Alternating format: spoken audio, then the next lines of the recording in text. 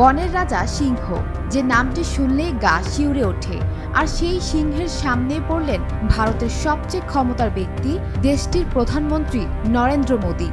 অতঃপর মোদী যা করলেন সিংহের সাথে, তা শুনলে চোখ কপালে উঠবে আপনার।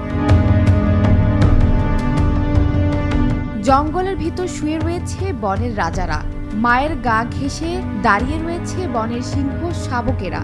আর সেখানেই ঘটে এক মজার কাহিনী। ৩ মার্চ সকালে ভ্রমণে যান নরেন্দ্র মোদী। গাড়িতে চড়ে চলে যান গহীন অরণ্যে। সেখানেই দেখা মেলে এক সিংহ পরিবারের। তাৎক্ষণিক তার হাতে থাকা ক্যামেরায় সিংহ পরিবারের ছবি তুলতে একটুও দেরি করেননি মোদী। নিজের এক্স হ্যান্ডল থেকে সেই ছবিগুলি পোস্টও করেছেন তিনি। ছবিতে দেখা গেছে চারদিক তখনও অন্ধকার, ফুটেনি ভোরের আলো। ঠিক তখনই একটি ছাদ খোলা জিপে দাঁড়িয়ে মোদী, মাথায় সাদা ক্যাপ, চোখে চশমা, শরীরে সাদা কোটি, হাতে ক্যামেরা। ছবি দেখে মনে হচ্ছে যেন একজন প্রফেশনাল ক্যামেরাম্যান। আর দূরে শাবকদের নিয়ে শুয়ে আছে একটি সিংহ পরিবার। আর তখনই হাসি মুখে সেগুলো ক্যামেরা বন্দি করলেন মোদী, যা নিজের এক্স হ্যান্ডলে পোস্ট করার পর ভাইরাল হয়ে যায় মুহূর্তেই। বিশ্বের বন্যপ্রাণী এবং উদ্ভিদকুল সম্পর্কে সচেতনতা বৃদ্ধি করতে প্রতি বছর ৩ মার্চ বিশ্ব বন্যপ্রাণী দিবস পালন করা হয়।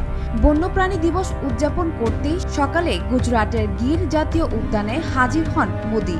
হাতে ক্যামেরা নিয়ে গাড়িতে চেপে ভ্রমণ করতে বেরিয়ে পড়েন তিনি। সমাজ মাধ্যমে নিজের সাফারি ভ্রমণের ছবির পাশাপাশি তার তোলা কয়েকটি ছবিও পোস্ট করেছেন প্রধানমন্ত্রী। ৩ দিনের গুজরাট সফরে গিয়েছেন মোদী। ২ মার্চ সন্ধ্যায় সোমনাথ মন্দির পরিদর্শন করেন তিনি। সেখানে গিয়ে শিব মন্দিরে প্রার্থনা করেছিলেন প্রধানমন্ত্রী।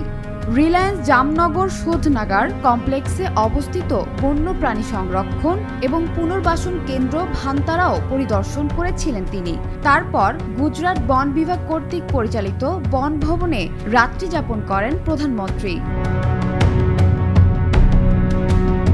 সিংহ সদন থেকে কয়েকজন মন্ত্রী এবং বন বিভাগের ঊর্ধ্বতন কর্তাদের সঙ্গে সোমবার সকাল হতে না হতেই জঙ্গল সাফারিতেও রওনা দেন মোদী।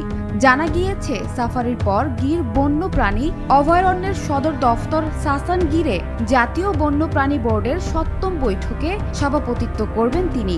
বৈঠক শেষ হওয়ার পর শাসানের মহিলা বনকর্মীর সঙ্গে আলোচনা করার কথা রয়েছে প্রধানমন্ত্রীর। সানজানা তাবাসসুম, বৈশাখী সংবাদ।